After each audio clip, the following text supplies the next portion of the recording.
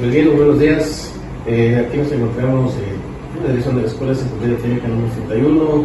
Contamos con la presencia de doctor de Educación, Gumersindo Martínez Hernández, que es parte de nuestra supervisión número escolar, número 11. Pues bien, doctor Gumersindo, esta entrevista es parte del trabajo que nos han encomendado. Pues estamos en esa preparación del doctorado. Entonces, el conocedor de la materia es parte de la currícula y en este caso en la asignatura de gestión escolar. Y la entrevista se basa en las siguientes preguntas. Usted, como parte del equipo de supervisión, ¿cómo gestiona el recurso tiempo? ¿Cómo lo gestiona? Y la primera pregunta de ese tema es ¿cómo organiza y prioriza las actividades diarias dentro de la supervisión escolar número 11? Primero, hay que tener en cuenta que para todo proceso, podemos hablar de muchos procesos, pero en este caso vamos centrándonos en lo que es la educación.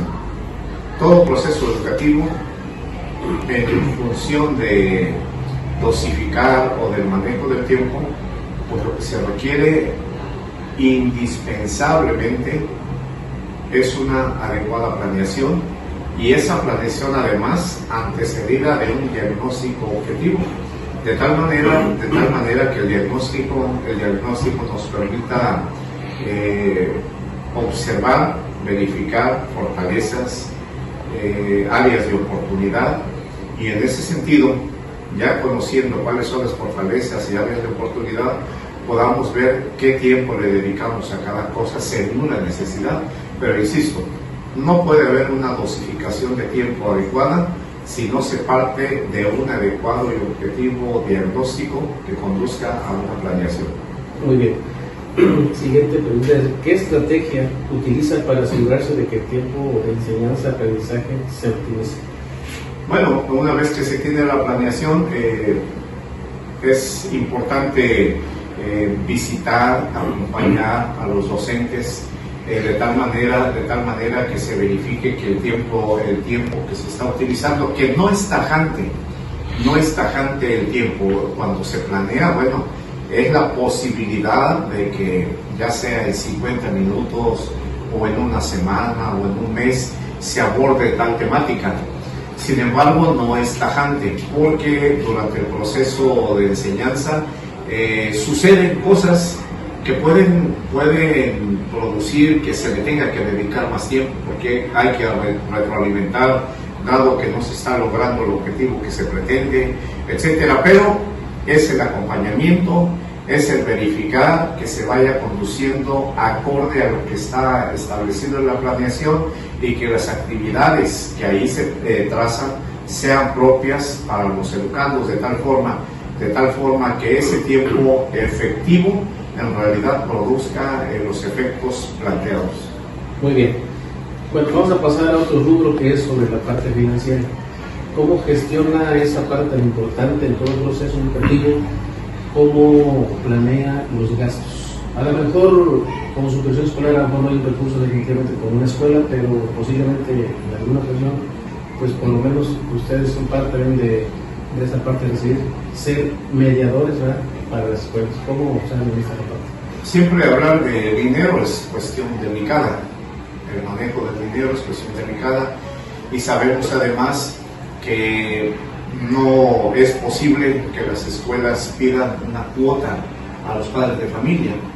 Sin embargo, la asamblea de padres de familia, entre ellos se ponen de acuerdo y establecen cuotas anuales muy bajas, de acuerdo a la posibilidad de los padres de familia.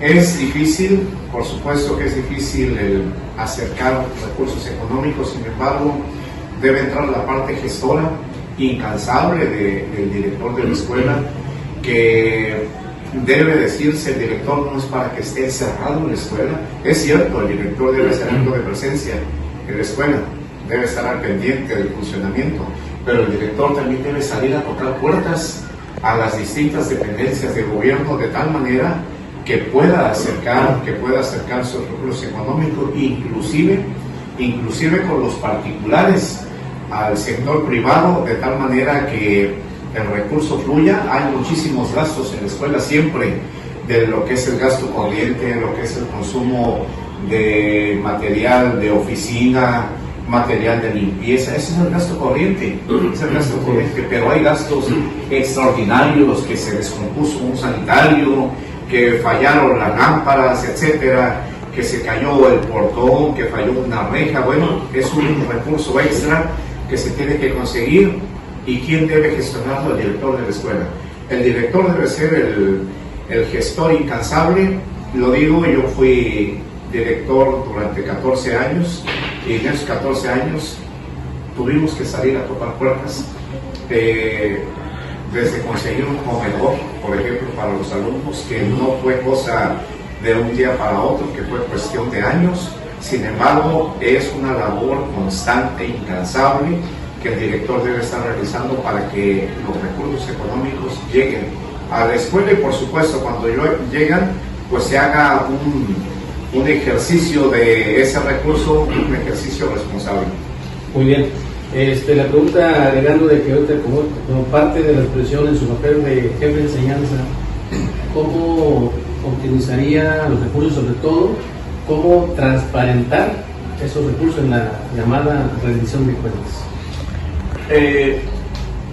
Es importante cuando se camina al lado de padres de familia y se comparten algunas responsabilidades, las que marca el instrumento, el reglamento de padres de familia, y que precisamente establecen que los padres de familia son, o la sociedad de padres de familia, son un instrumento de apoyo para la escuela, pero son un instrumento muy valioso, porque eso ayuda a que no únicamente el director de la escuela conozca del recurso económico que se puede agenciar para la escuela, que lo conozcan los padres y que se puede ejercer de manera mancomunada, y que de todo ello pues haya la debida comprobación, de tal manera que esté disponible siempre la comprobación de gastos para todo aquel padre de familia, inclusive para el personal de la escuela. Esto genera confianza en quien aporta algún recurso económico, genera la confianza y genera la transparencia y confianza también tanto de la sociedad de padres de familia como la de la plantilla de personal, y eso hace que esa participación financiera de varias personas o dependencias pues vaya en aumento, porque se va generando confianza poco a poco. Muy bien. La segunda pregunta es en el ámbito gestión de recursos materiales. La pregunta es, ¿cómo asegura de que los materiales educativos y recursos tecnológicos estén disponibles y actualizados para el personal? Creo que también tiene que ver mucho con que el personal esté en constante capacitación. Se pueden tener en la escuela pizarrones interactivos, por ejemplo, pero si únicamente se utilizan para proyectar lo que tiene un cañón, se subutilizan. Si tenemos pizarrones interactivos, que son de touch, y el maestro busca capacitarse también, no únicamente esperando que le llegue una capacitación, sino que de manera autónoma él o ella busque capacitación, le pueden dar un óptimo uso al recurso que ya existe, al material que ya existe. Hay escuelas donde ya se tiene cierto material, pero que va quedando en el desuso, porque no hay quien las utilice, porque existe un subejercicio o subempleo del mismo, de tal manera que caducan sin haberse usado. Es mejor que caduquen por hacer uso de ellas y porque hay un impacto del aprendizaje. Muy bien. Y en esa parte de ahora corresponde también a infraestructura. ¿Cómo evalúa usted el estado, el buen funcionamiento de los edificios, de los sanitarios, de los equipos de cómputo, en fin, todo lo que se refiere a infraestructura? ¿Cómo evalúa? Es educación, lo que hace falta es educación. Y ese tipo de cuidados debe empezar a trabajarse con los padres de familia para que desde la casa estén, la expresión no sé si sea la correcta, pero estén inyectando en sus hijos el sentido de responsabilidad, cuidar lo que es de todos, usarlo bien. Si son computadoras, las computadoras no las regalan y le sirven a muchas personas. Entonces, si queremos que se siga dando un uso adecuado de las computadoras que se tengan, bueno, pues hay que crear la conciencia, que no es fácil crear conciencia, pero hay que trabajar en la concientización del alumno, pero de los padres de familia, para que esa idea la traigan desde la casa. Cuidar los baños, ya si fueron a utilizar el sanitario, pues que le pongan agua, que se enseñen a hacer eso, que los papeles los depositen en el lugar correspondiente, que las computadoras las usen adecuadamente y con la asesoría de su maestro, que no rayen las paredes porque la pintura tampoco la regalan, etc. Entonces es una cuestión de conciencia que debiera estar en una campaña permanente en las escuelas y con los padres de familia. Muy bien, la siguiente pregunta: ¿cómo ve, qué beneficios trae, por ejemplo, en hacer, por ejemplo, un mantenimiento preventivo o un mantenimiento correctivo? La sabiduría del pueblo siempre ha dicho que es mejor prevenir que lamentar. Entonces el mantenimiento preventivo es el que debemos priorizar, porque un mantenimiento preventivo nos hace ahorrar, nos ayuda a no gastar tanto. Si vemos que ya una puerta se está aflojando, en ese momento buscar la manera de repararla, porque si queremos arreglarla ya que se cayó, o le cayó encima a un alumno, aparte de que hay que pagarle a un herrero, hay que pagar la curación de las heridas que le haya propiciado a quien le cayó encima, y sale más caro. Por eso es mejor prevenir que lamentar. Muy bien. No te pregunta, y creo que la parte medular de toda esta parte de entrevista: ¿cómo ve usted el manejo, la administración, la gestión del recurso humano? Porque podemos tener buen equipo de cómputo, podemos tener lo más sofisticado de tecnología, pero ¿qué tan importante es el recurso humano en todo proceso, en este caso educativo? Mira, hay escuelas que son muy pocos de personal y tienen una excelente escuela. Hay escuelas donde hay mucho personal y se ven como escuelas abandonadas. Tiene que ver con quien está a la cabeza, tiene que ver con quien dirige la escuela, el que sepa hacer uso de un recurso que es humano, que es pensante, que es actuante, y que el que dirige la institución es el personal va a ser el reflejo del buen o mal trabajo de quien dirige la escuela. Entonces, por eso te decía, hay escuelas que tienen poco personal y la escuela se ve muy bien.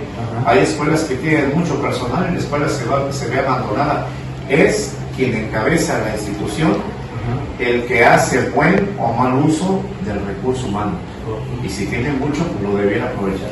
Muy bien. Y bueno, una pregunta ahí al mismo tema. ¿Cuál es su punto de vista, por ejemplo, o alguna idea que tenga, por ejemplo, cuanto a la gestión de las emociones, que no debe ser importante en el manejo de los demás recursos antes mencionados?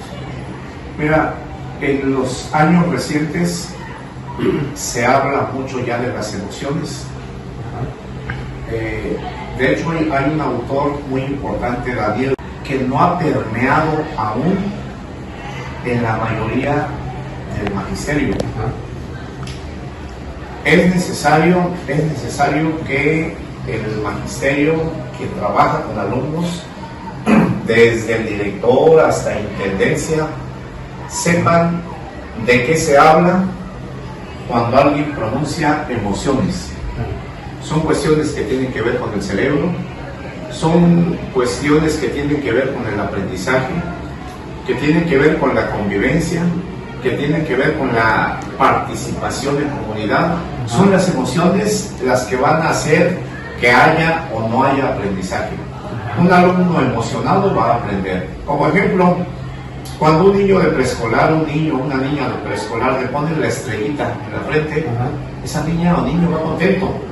La emoción que lleva en ese momento, que es que está generando ese neurotransmisor que se llama dopamina. Ajá. La hace sentir con el deseo de aprender más, porque la emoción en ese momento está fluyendo, la dopamina está fluyendo.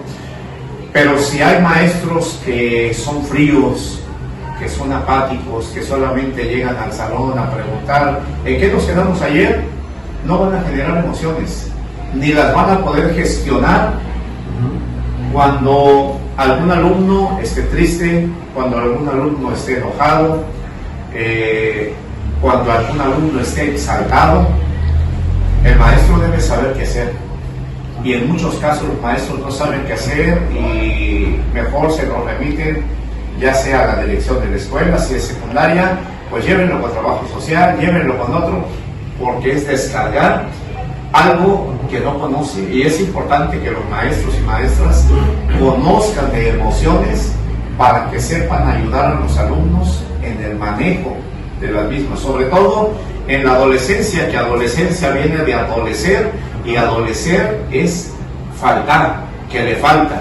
Al adolescente le faltan muchas cosas, y precisamente los docentes, las y los docentes deben estar en ese preciso momento para que en el momento de las, valga la redundancia, en el momento de las emociones, en el momento de la exaltación, de la tristeza, del enojo, sepan conducir, sepan orientar antes que castigar, antes que remitir a otra parte de personal, o antes de llamar a padres de familia para darles una queja.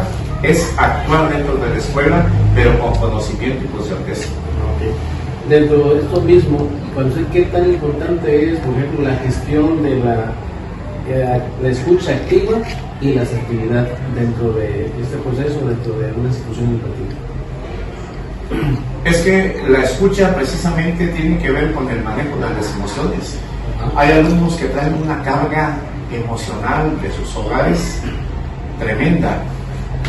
Tenemos alumnos en escuelas, alumnos de 12, de 13 años, que ya tienen en sus hombros la carga de una familia, porque el papá los dejó y porque la mamá se tuvo que ir a trabajar, y la muchachita o el muchachito mayor se convierte casi en el papá, y los menores lo ven a él como la figura protectora, y aún así van a la escuela y van buscando ser escuchados, van buscando ser alentados de alguna manera. Si ese alumno, si esa alumna, que además, lo digo con conocimiento de causa, porque como director me di cuenta que había alumnas que terminando el horario se iban corriendo a la casa porque había que hacer tortillas para sus hermanitos menores, había que poner frijoles para sus hermanitos menores. Pero si esa alumna, porque se hace cargo de sus hermanitos, porque hace la comida, porque hace la limpieza de la casa, porque se encarga de las tareas del hogar, no alcanzó a hacer la tarea de la escuela, y todavía en la escuela la regañan y le ponen un 5 porque no cumplió, esa niña no va a concluir la educación secundaria. Va a desertar porque siente que es un fracaso y emocionalmente la estamos hundiendo más. Entonces, por eso es importante la asertividad de ponerse también, la asertividad con la empatía, ponerse en el lugar de la alumna. Y algo importante, hay que visitar los hogares de los alumnos, no para dar quejas, para visitarlos, conocerlos ahí en su casa, en su contexto, en su medio, y entonces saber de qué manera lo podemos ayudar. Por eso yo insisto que hablar de escucha, de asertividad y emociones va en la misma caja, pero hay una enorme responsabilidad, no solamente para ver cuántos trabajos trajo en el mes, sino para ver cuánto le pude ayudar, cuánto le pude escuchar y cuánto le pude orientar. Muy bien. Bueno, como última pregunta, de todo el tema que hemos hablado ahorita, desde su función como jefe de enseñanza de la zona escolar número 11 de secundarias técnicas, ¿cuál sería, en el orden de priorizar los recursos, cuál pondría como número, por decir así? Bueno, indudablemente que la ley establece que el bien superior que tenemos son nuestros alumnos y alumnos. Ellos son el centro de nuestro actuar, Lo han dicho los 3 planes de estudios recientes. El plan de estudios 2011, en su principio pedagógico 1.1, decía que había que centrar la atención en el estudiante y sus procesos de aprendizaje. El plan de estudios 2017 decía que había que poner al centro al alumno, y hoy el plan de estudios de la nueva escuela mexicana establece que hay que poner al centro el aprendizaje de las niñas, niños y adolescentes. Entonces, indudablemente que en primer lugar están los alumnos, pero por supuesto que para atenderlos hay que hacerlo con conocimiento y con certeza. Entonces el maestro es una prioridad, que el maestro no únicamente venga a impartir su disciplina, que no únicamente venga a decir que 2 por 2 son 4, sino más bien que venga, pero venga con un abanico enorme que puede desplegar, y que en ese sentido viene a platicar, viene a escuchar, viene a orientar, y por supuesto también a que el alumno pueda adquirir conocimientos para la vida. Así es. Sí, entonces aquí se entiende que usted, por ejemplo, habla de la importancia del recurso humano en sus diferentes funciones, alumno, maestro, docente, para su familia, sociedad en general. Muy bien, y de antemano mencionó algo importante. Dentro de este proceso hay su proceso, ¿no? Como usted dijo, los recursos didácticos, las metodologías, el diagnóstico, ¿verdad? Creo que es importante en todo este proceso, ¿verdad? Pues bien, no sé, ¿tenga algún comentario extra respecto a lo que fue la entrevista? Sí, pues sin duda, que cualquier plan de estudios, el que sea, viniendo del gobierno del color que sea, ninguno va a optar por hacer que el alumno no sea el centro. Siempre lo importante va a ser el alumno. Las metodologías siempre estarán presentes, y yo insisto en la gran responsabilidad del director para liderar al personal docente, para que éste se prepare constantemente, y no se ofrezca a los alumnos lo rutinario, lo que siempre se hace, sino más bien que estén en la posibilidad de ser innovadores siempre. Muy bien. Muy bien, doctor Hermosino, pues agradecerle de antemano. Con esto cerramos esta parte de la entrevista. Gracias por su participación, su respuesta a preguntas activas, y me quedo con esa parte. La importancia que como director me corresponde de mencionar es salir de las 4 paredes de la dirección. Es bastante, y pues igual estamos órdenes. Esta secundaria técnica número 71 siempre será su casa, siempre será bienvenido, y ahora esa es la función que tiene la supervisión pública de la ciencia. Repito, muchas gracias y siempre será bienvenido. Gracias. Gracias.